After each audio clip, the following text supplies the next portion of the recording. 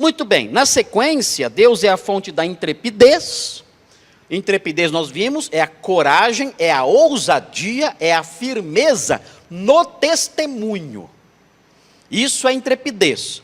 Notem bem, o testemunho da igreja primitiva era um testemunho que ele não esvaziava a mensagem para não causar impacto. Não era assim. O testemunho da igreja primitiva não usava, não ficava escolhendo palavrinhas, evitando certos assuntos. Se eu falar certas coisas, isso vai assustar a pessoa. Se eu falar certas coisas, isso vai ofender as pessoas. Se eu falar certas coisas, isso vai espantar. Olha, não havia isso no testemunho da igreja primitiva. Não havia isso. Havia clareza em afirmações, muitas vezes severas. Então Pedro olhava para o povo e falava: vocês mataram o autor da vida. Vocês o mataram.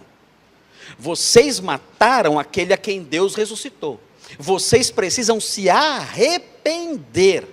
Vocês precisam se arrepender para que vocês alcancem misericórdia. Sem isso, não há esperança para vocês. A linguagem era essa, era uma linguagem que mostrava o pecado das pessoas. Nós vimos isso no capítulo 4 inteiro, mostrava o pecado das pessoas, mostrava o crime daquele povo em ter matado Jesus, apontava para as autoridades judaicas na cara delas, dizendo: olha, vocês são os construtores que rejeitaram a pedra principal. Vocês fizeram isso. Era uma linguagem severa, uma mensagem severa, mas uma mensagem marcada por verdade. Isso era dito com intrepidez, com força. Então, não tinha aquele negócio de você pregar e, olha, cuidado, não fale muito sobre esse negócio de pecado, porque isso pode espantar, né? Não fale sobre arrependimento, porque isso pode causar algum mal-estar nas pessoas, né? Não é legal, vai que elas vão embora, não voltam nunca mais, aí como é que vai ficar? Não existe isso. Não existe isso. Eles não colocavam o evangelho numa sacolinha do boticário. Bonitinho ali com florzinha. Não colocava na sacolinha. Qual é o evangelho para você? Na sacolinha do boticário. Não era assim não. Perfuminho, não. Evangelho é isso aqui. Isso aqui é evangelho. É maravilhoso. É algo fantástico. É a saída. É a solução. Para tudo. Para tudo. Está aqui. Mas a grande realidade é essa. Para você acolhê-lo, você tem que ter consciência da sua pecaminosidade, perdição, miséria e vileza. Não adianta. Você tem que olhar para si e dizer: Senhor, ai de mim, eu estou perdido. Socorro. Tem misericórdia. Salva-me. Sem isso, não tem evangelho. Não existe. Então, os autores bíblicos, os pregadores da igreja primitiva, eles eram pessoas com intrepidez. Eles não enfeitavam a mensagem. Isso não significa xingar ninguém, desrespeitar, nada disso. Brigar com todo mundo, não significa isso. Isso significa firmeza e clareza. Eu posso chegar para um amigo meu, para um parente meu e dizer: olha, a Bíblia diz que todos pecaram. Isso inclui a mim e inclui a você. Ah, você está me chamando de pecador? Sim, pecador. E me incluo nisso. Eu sou pecador, você é pecador, todos pecaram. E a má notícia não para aí. Todos pecaram e estão destituídos da glória de Deus.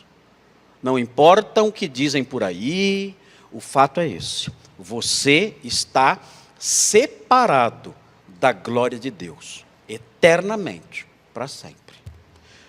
Em você e nas coisas que você crê, não há um pingo de esperança. Nada. Nada. E se você continuar assim, é duro dizer, mas você morrerá nos seus pecados. E o salário do pecado é a morte sem fim, a morte eterna. Esse é o salário do pecado, é isso. É assim que começa o papo. O papo começa desse jeito. E com firmeza.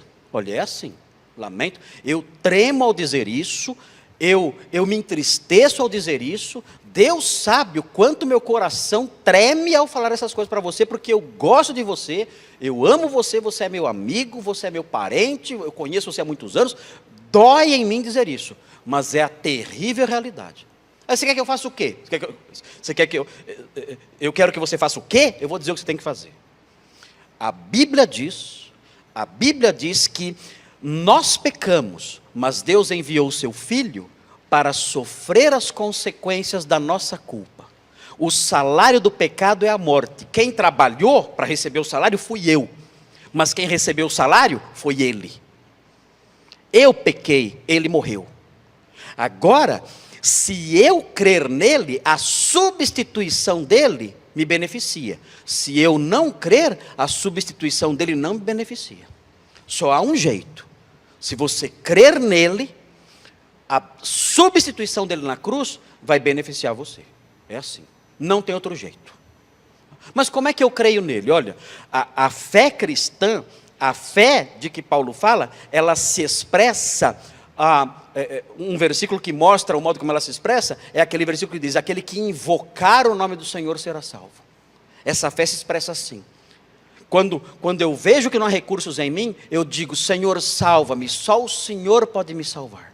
Socorro, salva-me, tem misericórdia de mim, eu sou um pecador perdido, eu invoco o seu nome agora, eu creio no Senhor, eu creio. É assim que nesse versículo a fé se expressa, é desse jeito.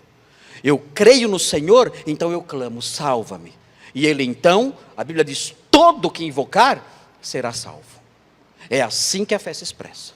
Num clamor, no reconhecimento da sua miséria e no clamor dizendo, só o Senhor pode me salvar. Não é Maria, não é a igreja, não é o dízimo, não são as boas obras, não sou eu mesmo, não é a minha sinceridade, é o Senhor, eu confio no Senhor, só.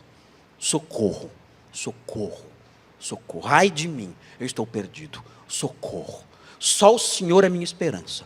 Só o Senhor é minha salvação. O Senhor pagou aquele preço na cruz. Senhor, me beneficia com esse preço pago. Me beneficia com esse pagamento, socorro.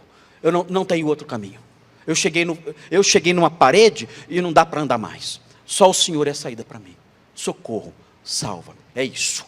Ah, não acredito nisso. Ok, então até logo, não tem mais nada para falar. Era só até aqui que só até aqui que eu posso ir. Não posso continuar. Só até aqui. Você está aí diante do Evangelho, você faz o que você quiser agora. Mas esse é o Evangelho, falado com intrepidez e firmeza.